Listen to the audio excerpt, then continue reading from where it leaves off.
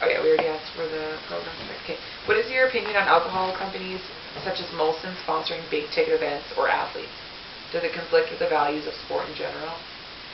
You think, no, I don't. I think again, it's back to the business of sport, and I think companies like that coming in make sports more of a business, and I think like this national championships that happened in Moncton this year is the first time that there was like a big, Molson was a sponsor, and there was this big beer tent up in the corner, and I thought it was awesome. Like, you have this track meet, and like, there's this huge beer tent. It's never happened at national championships, and of course, it's the first nationals in the Atlantic provinces ever, like for track and field ever. And there's this monster beer tent with this like big blown up like beer can or whatever. Yeah. And I think it's great. I think it's money coming into the sport, and I think it supports athletes to get better. I mean, like, I get what you're saying. Yeah. I'm with you. I wouldn't take a personal sponsorship from beer or an alcoholic beverage for that exact reason, but I think them sponsoring events and coming in, I think it fuels it. And without them, I don't think we could bring it on. And I mean, like in the U.S., like there's tons of sponsors because again, like sports is money, and when an event is on TV, having your logo there's so many people watching it, and most of those people watching are probably watching from a bar, sitting with their buddies, like hanging out, and that's what's gonna make money. That's what's gonna put money in sport and give us the ability to do it. So personally, I've been asked by Molson. That's another one that I've said no to, and it's just a personal thing. Like I'm like, why don't you sponsor the Eileen Bar? Like, yeah. So I think the money coming into sport is fine. I get that it's a conflicting thing, but I think sport is entertainment, and I think this is the part of the entertainment industry, and the adult entertainment industry, and I think that it's okay. Yeah. And it probably brings more visibility to sports like track that might not have as much. Of course. Hockey, basketball, football. Absolutely. Right? It makes us a spectator sport. I think it's a cool thing. Yeah. If they can enjoy a beer and watch track, then do it. Please come and watch us. Yeah. What opportunities do you think that sponsorship has given you that you wouldn't have received otherwise? It's similar to a question I asked, but... Yeah. It would be the camps. It's the camps. It's the ability to go away and be there for a couple of months and being in warm weather, and then it's the exposure to high-level coaches too. So like when you go to the U.S., like those coaches down there, there's a lot more coaches that it's like they know what works and they've had athletes for years, and there's so much more success down there with it.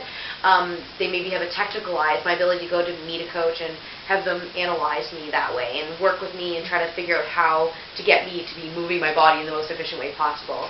Access to that. Access to like the best possible therapy, meaning like if I'm going to be training at this high level, I'm beating my body up pretty hard. It means I should be getting a massage twice a week. That's expensive.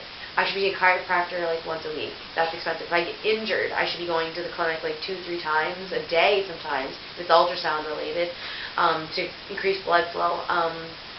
All that stuff is things that I wouldn't have had access to hadn't it been for sponsorship. I absolutely would not have been able to do those things. Are you restricted in seeking new sponsorship to supplement your current sponsorship? Like, does your deal with Amira say you aren't allowed to go out and seek other sponsorships? No, they're totally open to that. But as I mentioned before, like BMO, Nesbitt and Burns, like I've dropped them to a sense, but I mean I still have a relationship with them, and they've requested me to show up at a table at a function, and I'll go. I'll absolutely go. They support me, and I take them as like an emotional support now, as opposed to a financial support. So they don't. Amira does not discourage me from going out and finding other sponsors, unless it would be like a power company or something against them, or an oil. Like I lived in Calgary for 2 years, and there's a lot of oil companies out there that I've spoken to, and that would be, of course, a collision, a conflict of interest there. I wouldn't be able to do that. I would never step on their toes either, of course, in this scenario. They're heavily sponsoring me, so I never would do anything, but they're not discouraging me. They know that I'm sponsored by Adidas, and they know that Popeyes gives me supplements. I wear their stuff just as much as I wear Amira stuff, really, and they're okay with that. So they're just like, we want you to do well, and basically my meeting with Amira, my initial meeting with them when they decided they were going to sponsor me was, they're like, we care about the communities of Nova Scotia and what those people care about, and they care about you doing well, and we want to support you, and because we want the support of the communities of Nova Scotia, and at the end of the day, that's what it was. So me going after other sponsorships, I don't, but they do not discourage it. Okay. You've trained in bigger metro-like cities such as Calgary. Did you find that the economical differences between East and West affected how you or other athletes were treated with regard to sponsorship or privilege, etc.? That is, like, did a more robust economy predict greater fan support and or sponsorships or other factors that affect your sport participation? Yeah, I hate to say it, but if I didn't have the Emira sponsorship and I was out in Calgary, I think I could have been heavily sponsored really quickly and easily out there. And it's because of my personality again, it's because of the personality. So it's like if I went to a few functions in Calgary, I think I could have been sponsored. Yeah. I never tried. I even had a couple of companies out there like communicating with me and talking to me after I'd been to a function or two. It seemed easier out there because there's more money. So there's more money in Calgary. Winter sports is huge out there too. So there's more of a sports community out there. Not a summer sport community, but if they meet you and you're an athlete, it was an easier sell. Yeah. I did not go after any, but I think that they were there. I found it easier. I felt like I could fall on it a little bit easier. Yeah, I felt like I could have fell into sponsorships out there. Yeah, I could definitely see that. Yeah. And lastly, overall, would you say that commercialization in sport has positive or negative effects on society overall? I think absolutely 100% Yeah. positive.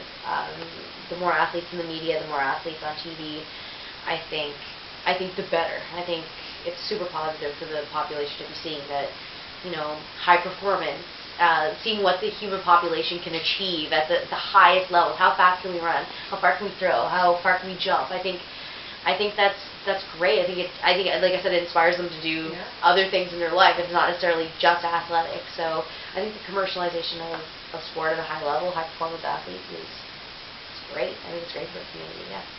All right. Great. Yeah. Nice chatting with you. Absolutely. Such Anytime. Of course. Always a pleasure.